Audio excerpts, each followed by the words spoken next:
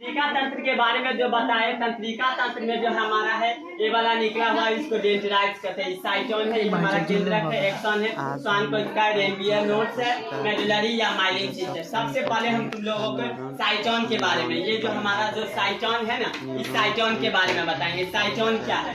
प्रत्येक न्यूरॉन में एक तारकार कोशिकाएं होता है जिसे साइटोन कहते हैं। प्रत्येक जो न्यूरॉन में एक हमारा तारकार यानी तार के आकार का, ये ध्यान दो, साइटोन किससे कहेंगे?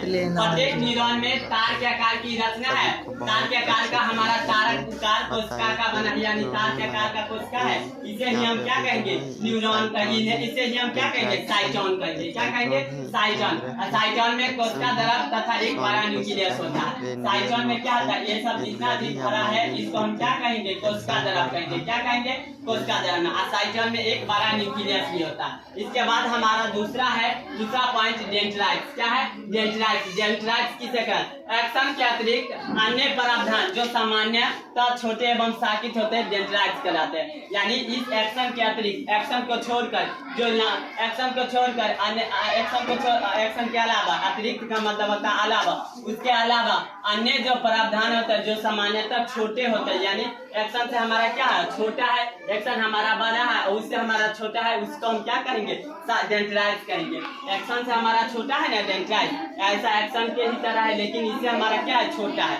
समझा? इसके बाद हमारा तीसरा है कि एक्सन क्या है? साइटोन से अनेक पतले तंतु निकले होते हैं। इन तंतुओं में से एक जो अन्य की अपेक्षा बहुत लंबा होता है एक्सन कहलाता है। बोला है साइटोन से, एक ध्यान से दो, साइटोन से जो है ना वो हमारे बहुत सारे तंतु निकला रहता है, लेकिन उन तंतु में जो सबसे लंबा तंतु होता है उसको हम क्या कहेंगे? एक्सन कहेंगे। जैसे हमारा साइटोन से ये भी निकला है, ये भी निकला है, लेकिन ये हमारा सबसे बड़ा है ना, इसीलिए इसको हम क्या कहेंगे? एक्सन कहेंगे। क्या कहेंगे? एक्सन। इसके बाद अगला हमारा चौथा है मेडुलरी या माइलिन शीट। क्या है? एक्सन के चारों ओर, ध्यान दो, मेडुलरी या माइलिन शीट क्या है?